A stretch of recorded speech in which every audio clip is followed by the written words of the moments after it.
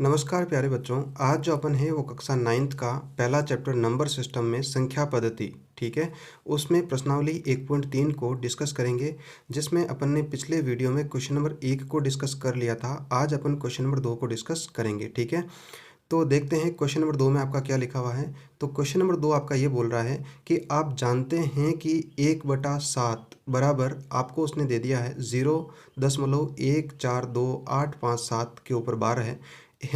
वास्तव में लंबा भाग दिए बिना क्या आप ये बता सकते हैं कि 2/7, 3/7, 4/7, 5/7 और 6/7 के दशमलव प्रसार क्या हैं? यदि हाँ तो कैसे? क्या बोल रखा है कि आपको 1/7 के बराबर उसने भाग करके दे दिया अपन को, ठीक है। और अपन से ये बोल रहा है कि आपको बिना भाग दिए ये बताना है कि 2/7 का जो वो आंसर है वो क्या आएगा, 3/7 का क्या आएगा, 4/7 का क्या आएगा, ठीक है। तो अपन को ये देखना है। तो इसके लिए अपन सबसे पहले अपन क्या करते हैं कि जो 1/7 है उसमें एक में अपन 7 का जो है वो भाग लगाते हैं। हालांकि इस क्वेश्चन में अपन को मना किया है कि आपको लंबा भाग नहीं करना है, लेकिन मैं आपको समझाने की दृष्टि से इस भाग को कर रहा हूँ। तो सबसे पहले अपन जानते हैं कि एक जो है वो 7 से छोटा नंबर है, तो दशमलव हो गया, ये 10 हो गए। अब 7 से ये एक बार डिवाइड हुआ और 3 शेष रहेगा। इसी प्रकार इसको आगे करते हैं। तो अपन ने ये 7 का भाग कर लिया है ये पूरा, ठीक है। आप इसको इस प्रकार कर सकते हैं। अब अपन को ये करना है कि 2/7 का जो है वो आंसर क्या आएगा, ठीक है। आपको बिना भाग दिए यहीं से आपको पता करना है।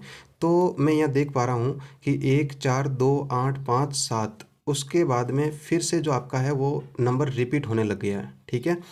तो बच्चों इस प्रकार के क्वेश्चन में क्या करना है कि जैसे 2/7 है, तो आपको इसमें यह ढूंढना है कि 2 शेषफल कब बचा, 2 शेषफल कब बचा, ठीक है।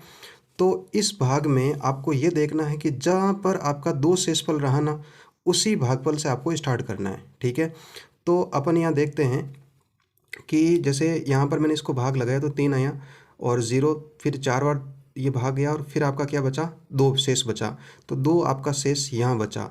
तो ये कहाँ से स्टार्ट हो रहा है, ये आपका यहाँ से स्टार्ट हो रहा था, ठीक है। तो अपना जो 2/7 का जो भागफल है वो इस प्रकार यहाँ से स्टार्ट होगा। तो इसको अपन कैसे लिख पाएंगे, 0.2857 और 1 4, ठीक है। तो ये इस प्रकार रिपीट हो जाएगा, समझ पा रहे होंगे। अब अगला जैसे क्वेश्चन है आपका 3/7 है, तो इस बार आपको ये देखना है कि 3 शेषफल कब रहा, 3 शेषफल कब रहा, ठीक है। और जहाँ पर आपका 3 शेषफल रहा है वहीं पर उसका भागफल अपन को देखना और वहाँ से अपन को स्टार्ट करना है। तो अपन यहाँ देख पा रहे हैं फल रह रहा था, ठीक है। तो 3 शेषफल रह रहा था, तो यहाँ पर आपका भागफल कहाँ से होगा, तो ये 4 से हो जाएगा, ठीक है। तो अपन यहाँ पर इस प्रकार लिखेंगे 0.4285 और 1, इस प्रकार लिख पाएंगे अपन, ठीक है।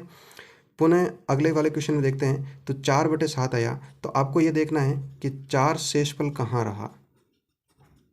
तो 4 शेषफल अपन को यह देखो, यहाँ पर तो सबसे पहले जब भाग दिया था तो यहाँ पर 3 शेषफल रहा, यहाँ पर 2 शेषफल रहा, यहाँ पर 6 शेषफल रहा था, 4 शेषफल आपका यहाँ पर रहा था, ठीक है।